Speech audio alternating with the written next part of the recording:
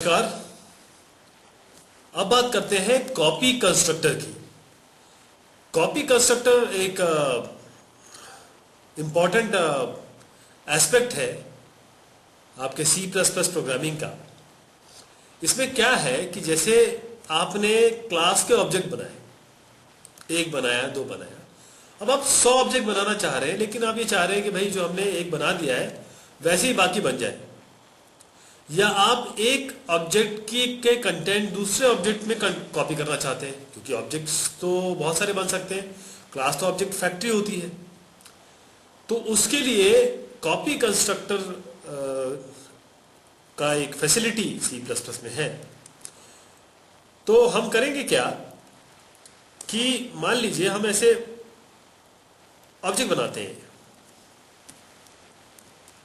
ये मान लीजिए एक ऑब्जेक्ट है, और अगर मैं एक ऑब्जेक्ट 2 बनाकर ये असाइनमेंट कर सकूं, ये अगर पॉसिबिलिटी हो, या जिस तरीके से मैं जब कंस्ट्रक्टर बनाता हूं या ऑब्जेक्ट बनाता हूं, जैसे मान लीजिए मेरी क्लास है CLS करके क्लास बनाता हूं, और उसके बाद एक ऑब्जेक्ट लिख के उसके अंदर मैं दूसरा ऑब्जेक्ट डाल सकूं, भेज सकूं, और ये ऑब्जेक्ट 1 इस ऑब्जेक्ट 2 से इनिशियलाइज हो जाए, ऐसा अगर कुछ हो जाए तो बहुत प्रोग्रामिंग मेरी आसानी होगी। तो इसी को केटर करता है आपका कॉपी कंस्ट्रक्टर। तो अब जो हम प्रोग्राम बनाएंगे वो कॉपी कंस्ट्रक्टर से रिलेटेड है, और ये दोनों चीज जो मैंने अभी भी आपको बताई वो हम इसमें अचीव करेंगे। तो इसके लिए क्या करेंगे कि एक क्लास बनाते हैं और अल्फा रख देते हैं इसका नाम। इस क्लास के अंदर हम एक प्राइवेट डेटा रखेंगे। वैसे देखिए, प्राइवेट लिखने की आवश्यकता नहीं है। जैसे सी प्लस प्लस में बाय डिफॉल्ट अगर आप कोई एक्सेस स्पेसिफायर नहीं दे रहे हैं तो वो प्राइवेट हो जाएगा। तो अब हम यहां पर फंक्शनैलिटी अपनी लिखनी शुरू करते हैं। यहां पर हम 2 फंक्शन लिखेंगे जो वो कॉपी कंस्ट्रक्टर को अंजाम देंगे, उसको फैसिलिटेट करेंगे। तो उसके लिए आपको करना क्या है, पहले तो हम ये जो कंस्ट्रक्टर है डिफॉल्ट कंस्ट्रक्टर वो बना देते हैं। फिर उसके बाद जो हमारा पैरामीटराइज कंस्ट्रक्टर बनाते हैं वो बना देते हैं। इसमें जो भी यहां पर आएगा वो आपके डेटा को असाइन हो जाएगा। ये भी बन गया। अब जो है, जो कॉपी कंस्ट्रक्टर में मैंने आपको बताया था कि एक ऑब्जेक्ट को पास कर सके हम दूसरे ऑब्जेक्ट में और उसकी वैल्यू असाइनमेंट हो सके, वैसा फंक्शन हम बनाएंगे। तो उसके लिए हमें क्या करना है, ये थोड़ा सा ध्यान से देखिएगा। यही है कॉपी कंस्ट्रक्टर। उसके लिए आप, क्योंकि कंस्ट्रक्टर है तो नाम तो वही रहेगा,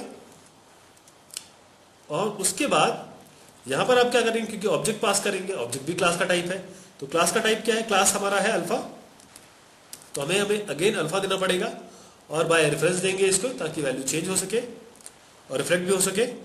और ऐसे ए अगर हम पास करते हैं तो यहां पर देखिए जो डेटा में है, जो ऑब्जेक्ट जिसमें आने वाला है वो आएगा कहां से, ए डॉट आपके डेटा से। इस तरीके से ये आएगा आपका। तो ये हमने क्लास अल्फा बनाई, एक हमारा ये अल्फा करके कंस्ट्रक्टर, फिर आपने डेटा बनाया, डेटा में ये डी आपने पास कर दिया, ये 2 तो बनते ही है। यहां पर हमारा असली काम हुआ है अल्फा, अल्फा में एम्परसेंड देके ए जो हमने दिया है इसका डेटा निकलेगा और यहां जाएगा। अब वो वाला भी कर ले, जो इज इक्वल टू से हम एक ऑब्जेक्ट को दूसरे ऑब्जेक्ट में डालने का जो आपको मैंने बताया था अभी, उस तरीके की पॉसिबिलिटी भी हम देख लें।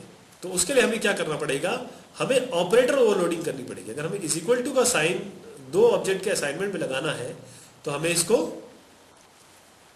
असाइनमेंट ऑपरेटर को ओवरलोड करना पड़ेगा। और ओवरलोड कैसे करते हैं, वॉइड ऑपरेटर लिखते हैं, और क्या हमको करना है, इज इक्वल टू, और फिर यही चीज पास कर देंगे अल्फा और एम्परसेंड और यहां पर ए, और अंदर क्या काम करना है, बिल्कुल सेम वही काम करना है जो यहां पर हुआ है, बिल्कुल सेम वही काम करना है, जो आ रहा है उसकी वैल्यू जो जिसको असाइनमेंट करना है वहां पर हम डाल देंगे। तो हम यहां पर लिख देते हैं एक सी आउट, ताकि आपको पता रहे कि ये कहां से हो रहा है सी आउट, क्योंकि हम जब प्रोग्राम बनाएंगे तब देखेंगे। यह है इनसाइड कॉपी, और यहां पर लिख देंगे हम इनसाइड असाइनमेंट, इनसाइड असाइनमेंट।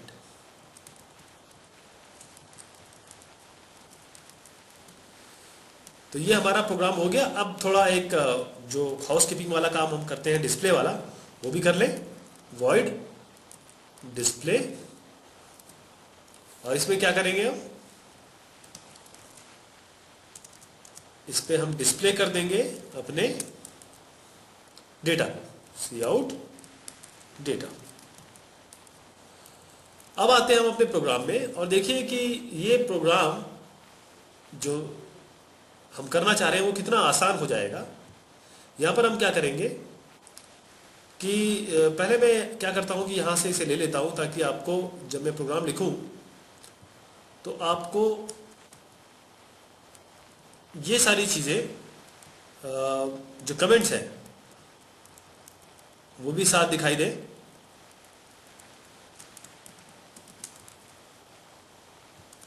तो ये कॉपी कर दिया। अब हम मेन में जाएंगे।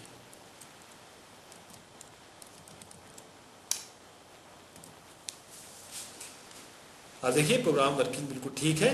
अब हम मेन में जाते हैं। अब जो जो किया है, सबसे पहले एक A1 बनाएंगे, A2 A3, A1 और A2 A3, और देखेंगे हम A1 और A2 किस तरीके से हम पहले वाले कंस्ट्रक्टर से रिलेट करेंगे, और A2 और A3 दूसरे वाले से कैसे होगा। देखिए अल्फा, और यहां पर A1 बनाइए,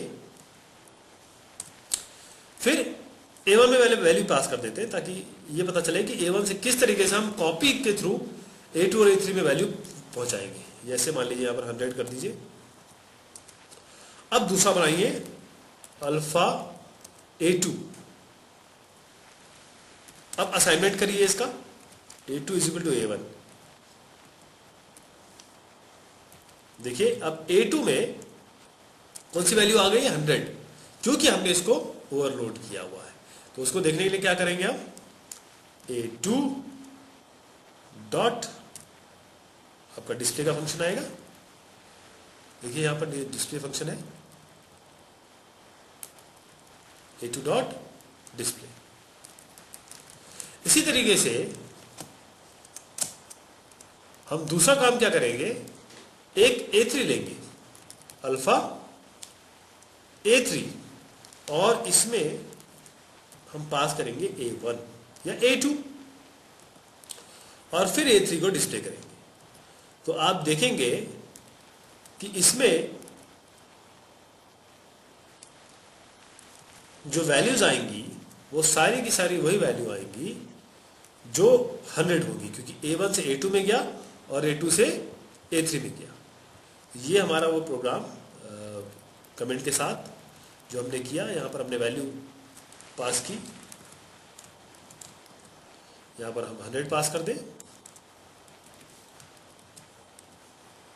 और आप देखेंगे कि A2, देखिए असाइनमेंट ऑपरेटर इन्वोक्ड, A2 100 है और A3 भी 100 है। पहला वाला असाइनमेंट में गया क्योंकि यहां पर हमने असाइनमेंट ऑपरेटर इन्वोक्ड लिखा था, और यहां पर हमने कॉपी कंस्ट्रक्टर इन्वोक्ड। तो ये बात हुई आपकी कॉपी कंस्ट्रक्टर की। और इसके बाद हम डिस्कस कर लेते हैं अपने स्टैटिक फंक्शन को। स्टैटिक फंक्शन क्या होता है? देखिए स्टैटिक फंक्शन जो होता है, बहुत हद तक वो स्टैटिक वेरिएबल से ही लिंक्ड है। स्टैटिक वेरिएबल जो होता है वो पूरे प्रोग्राम में उसका एक ही इंस्टेंस बनता है, और सारे के सारे जो आपके ऑब्जेक्ट्स हैं वो एक ही कॉपी उसका यूज करते हैं। वो अपनी अपनी कॉपी नहीं बनाते। जबकि अगर हम ऑब्जेक्ट, अगर आप देखा जाए और अगर हमने कई ऑब्जेक्ट बनाए तो वो सब जो भी डेटा मेंबर्स हैं उनकी अपनी अपनी कॉपी लेंगे। लेकिन स्टैटिक अगर वेरिएबल आपने बना दिया तो उसकी एक ही कॉपी सारे के सारे ऑब्जेक्ट यूज करेंगे। तो इसके लिए हम क्या करते हैं कि क्लास बनाते हैं, क्लास गामा, और गामा डिस्ट्रीब्यूशन नहीं, क्लास गामा, इसी से काम चल जाएगा। और इसमें क्या होगा कि हम ऑब्जेक्ट क्रिएट करेंगे और ऑब्जेक्ट क्रिएट करने के बाद उनका हम नंबर्स रखेंगे, मतलब कितने ऑब्जेक्ट बनाए, और उनको ये भी दिखेंगे कि डिस्ट्रॉय कैसे हो रहे हैं। तो क्योंकि ऑब्जेक्ट बनेंगे और ऑब्जेक्ट बनेंगे तो कंस्ट्रक्टर चलेगा, कंस्ट्रक्टर चलेगा तो हम क्या करेंगे, एक वेरिएबल कंस्ट्रक्टर में ही बढ़ा देते हैं और वो स्टैटिक वेरिएबल, और सब उसे यूज करेंगे। ये प्रोग्राम से और क्लियर होगा आपका। तो आप स्टैटिक एक टोटल ले लीजिए, स्टैटिक टोटल हो गया ये। इसी तरीके से आप एक आईडी भी ले लेंगे हर उसकी ऑब्जेक्ट की, और फिर पब्लिक में जाके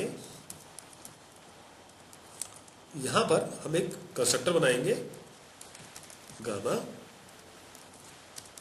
और इसके अंदर कंस्ट्रक्टर, क्योंकि जब भी ऑब्जेक्ट बनाया जाएगा कंस्ट्रक्टर कॉल होगा, और क्योंकि स्टैटिक मेंबर, स्टैटिक जो वेरिएबल है वो सभी के लिए कॉमन है, तो यहाँ वैल्यू बढ़ेगी।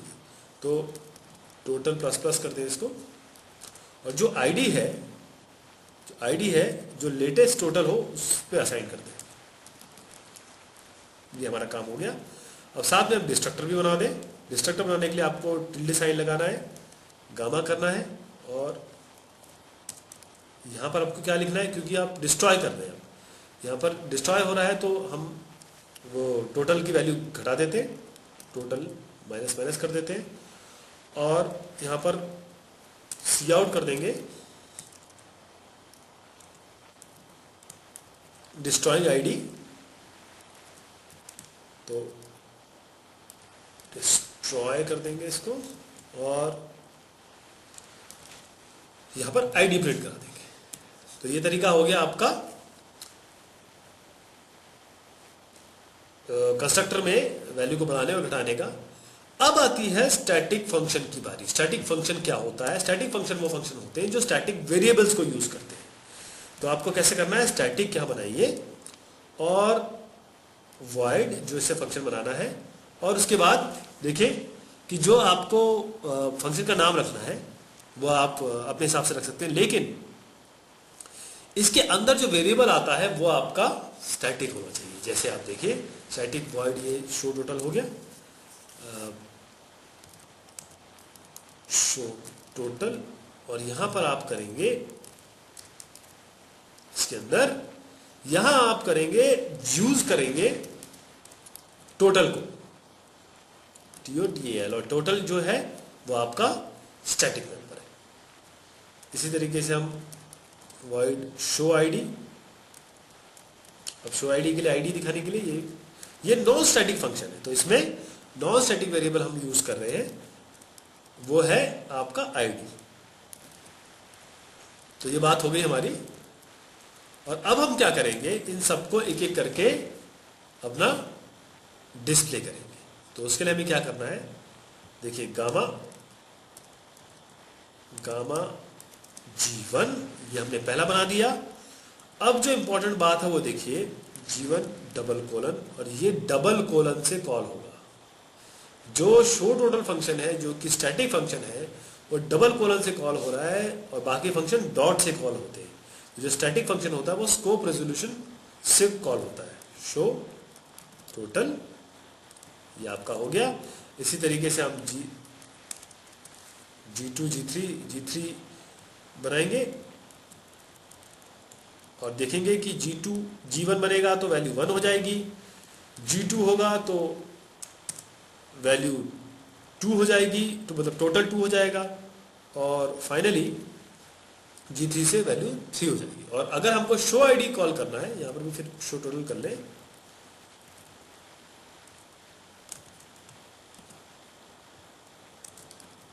शो तो टोटल।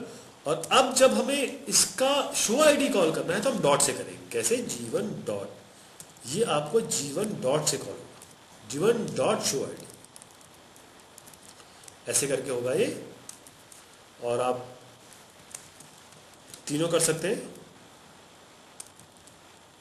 G1, G2 और G3।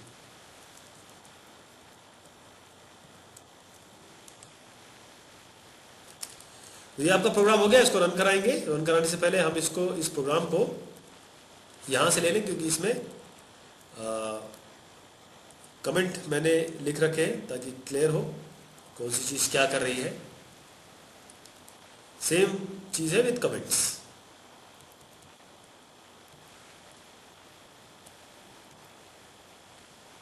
यहाँ से कॉपी करके इसको पेस्ट कराते हैं और आप देखेंगे किस तरीके से आपका रिजल्ट ये आता है। 9 करें इसे।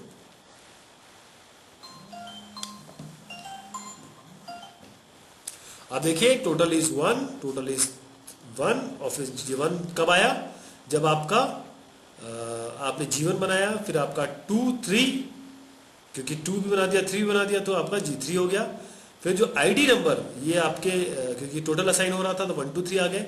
और फिर आपका जब प्रोग्राम खत्म हो गया उसके बाद यहाँ पर 3, 2, 1, क्योंकि जिस हिसाब से बनते हैं, जो आखिर में बनता है वो पहले डिस्ट्रॉय होता है। तो ये तरीका हुआ आपका स्टैटिक